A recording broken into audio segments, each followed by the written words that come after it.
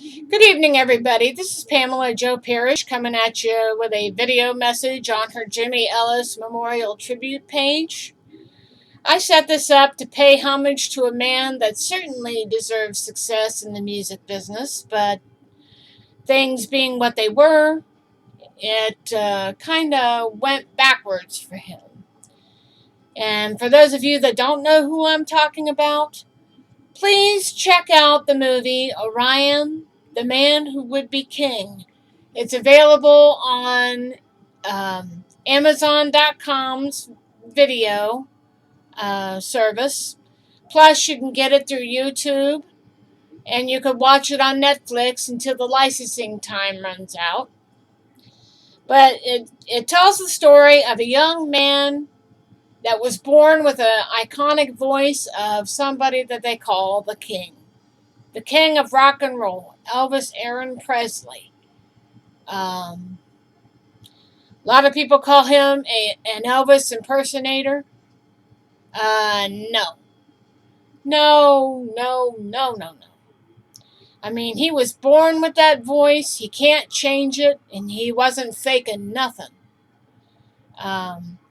I have cataloged and found so many videos on Jimmy that it's amazing at the quality of his voice and the passion that he puts into the songs he sings, whether it's his Orion albums or doing other people's music like Barry Manilow's Mandy. I've heard him do that, and I've heard him do some Elvis songs, but he's so much more than an Elvis sound-alike.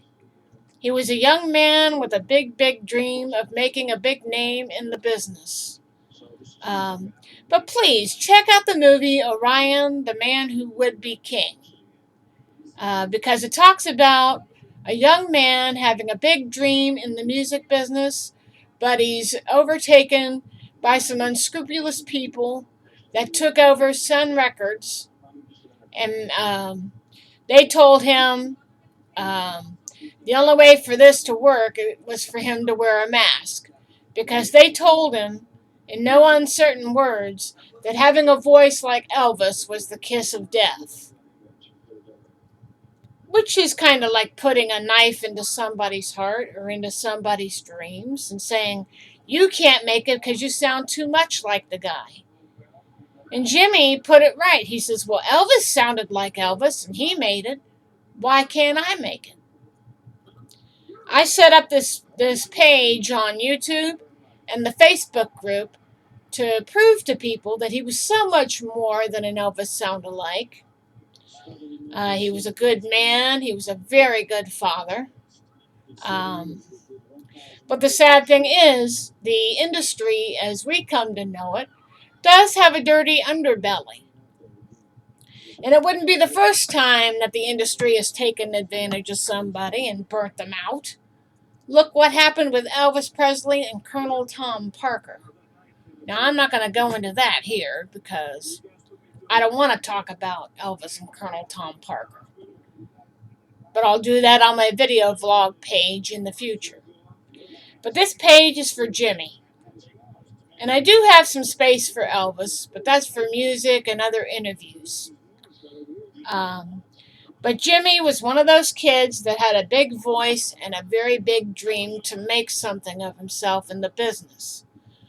But at the time, he was a young man in Alabama that was raising and showing walking horses for, competition. But his heart was steeped in music. He said as a little boy, he would always be singing. He didn't know how he was introduced to music, but he always loved it.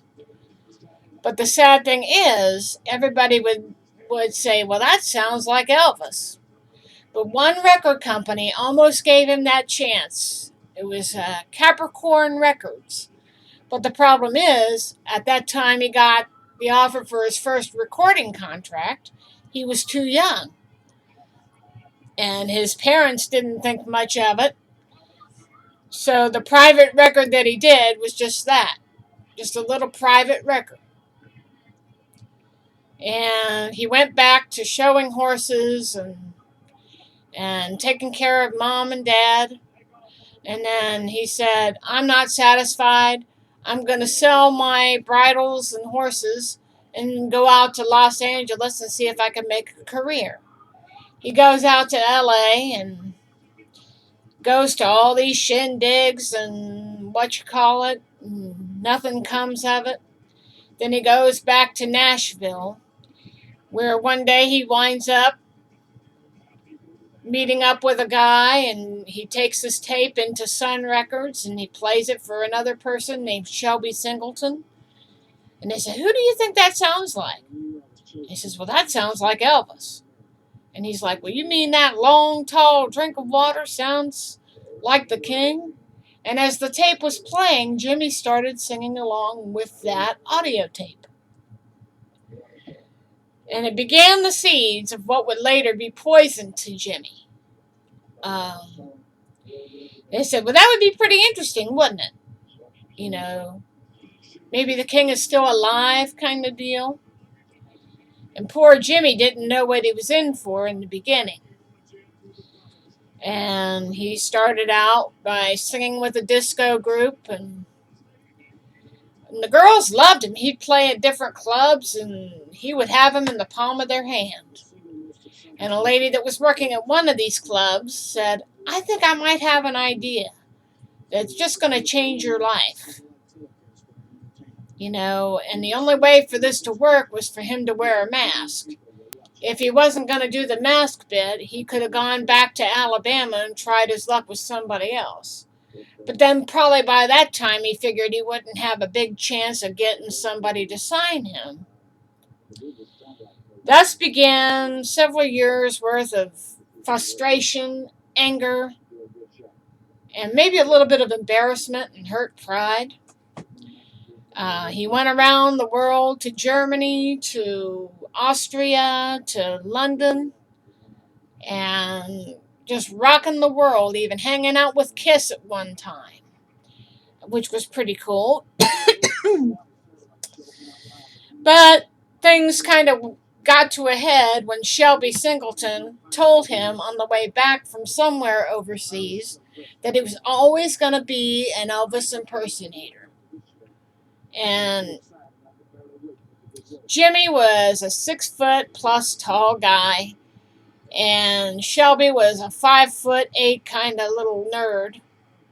And Jimmy took his elbow and hit the guy in the face, knocking him back. And Shelby had to distance himself from Jimmy and his protege, or Jimmy, or AKA Orion, as he was called in the mid to late 70s through the early 80s. You know, and after so many years of having to live behind that mask, he didn't take it anymore. You know, during one such concert, he saw people were reaching up for him and yelling and screaming. But then he says, it dawned on me. They weren't yelling for me. They were yelling and clapping for a ghost. So he took the mask off and flung it in the crowd. Shelby was so upset, he told him, no, it's over, tore up the contract. And Jimmy was kind of stuck going back to a regular life. Because every other thing he tried either made him look like a Rick Springfield wannabe, or just doing small dates around the country. But you know, I have to hand it to Jimmy. He never gave up on that dream. And the one channel that gave him a chance at some really big things happening for him was a network called TNN. You know, and he would have to go through, yeah, I wore the mask, you know, but I have this song out. It was called Sunday's Father, or Pounds of Clay, you know, some other song that he was doing at the time. But he was a very charismatic guy who deserved every chance possible to become a big star. But sadly, I don't think that ever really happened. On one point, I feel bad for him. And on another point, Um, I'm glad it didn't take him away because he might have ended up as miserable as Elvis. Um,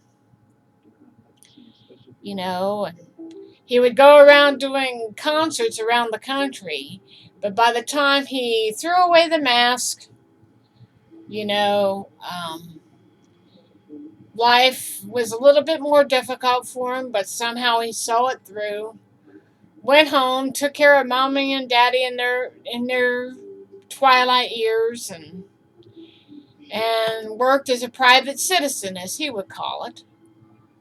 And then he set up a package and pawn shop in the 90s.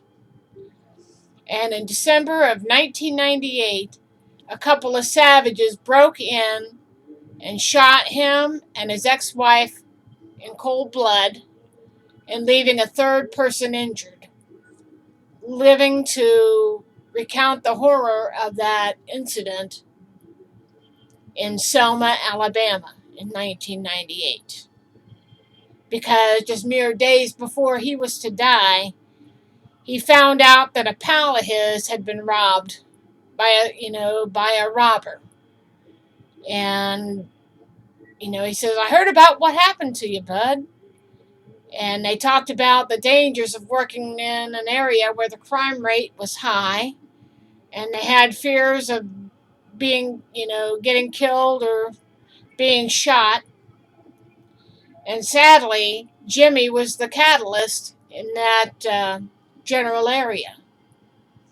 The lady said that they interviewed that worked at the pawn shop said that they were trying to figure out what to have for lunch for that day, and a couple of guys broke in, shot his ex-wife, and then shot him, and shot the third person that survived this whole incident. And she played dead because she kept thinking, if they're going to kill me, they better kill me quick. I think Elaine was shot, his ex-wife was shot dead right when they broke in. Because when the lady said she passed out and then she came to like a second or two later, and she heard him moaning. But they took the surviving person to the hospital. They cleaned up her wounds, sewed her up, and she went back to find Jimmy had passed away. They tried to save his life, but it was too late. And the sad thing is, a guy died at the hands of an idiot, leaving a very sad family and a disillusioned son. Because he says, I can't see anybody wasting their life for a musical career. It's a 1 in a million deal. And in a way, I can kind of agree with him. You know, um, Hopefully Shelby Singleton got sued for all that he had because he took advantage of that young man. In fact, I think one of them that they interviewed said, I don't think that Jimmy was ever paid a royalty check from Shelby. And if that's the case, that guy was taking the money and he was pocketing it. Taking it and putting it in his pocket. And that's sad. Um, that's what I hate about the industry. They play on people's dreams and their emotions, and they build them up only to have the worst case scenario happen to somebody. And it's not the first time this has happened. I'm sure you guys remember the group Milli Vanilli. The two young men that sang Girl, You Know It's True, or supposedly sang. And this went on for a couple of years. These two young men were plucked off the street when they were at their most desperate and turned them into superstars, only to find out after a seedy skip at a concert that these two young men never sang a note, and they were ordered to give back the Grammy that they had won. And by the time they could prove that they could sing on those records, the damage was already done. And for many years, those two tried to escape the shadow that was once their former selves. but I think one died of a drug overdose. So it's not the first time this has happened. And it makes me sick. But to Jimmy's family, I hope this channel will do your father justice. I want to do it the best way possible, and I welcome any input. And I have shared my page with the official Jimmy Ellis website. And the music that I have heard so far is outstanding. But if you want to learn more about Jimmy Ellis, click on the link on my Facebook. It'll take you to his official page. I have a Facebook page for him and this YouTube channel for him. But to Jimmy's family, I hope that I could do the man justice the best way I know how. Any help that you can give me is sincerely appreciated. I'm hoping to order a new book that's coming out with Jimmy Ellis as the subject. I think it's called "In the Shadow of the King." It talks about his life, and it's uplifting and yet it's very sad because this young man deserved every opportunity possible to be a big superstar. And he didn't have to wear a mask to do it. But I'm hoping that Jimmy found peace and serenity on the other side, and maybe he found the answers he was looking for all them years.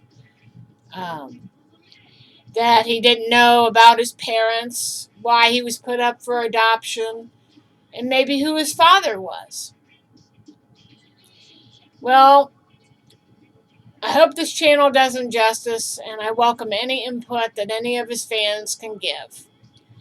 Have a good evening, everybody, and take care of each other and love one another.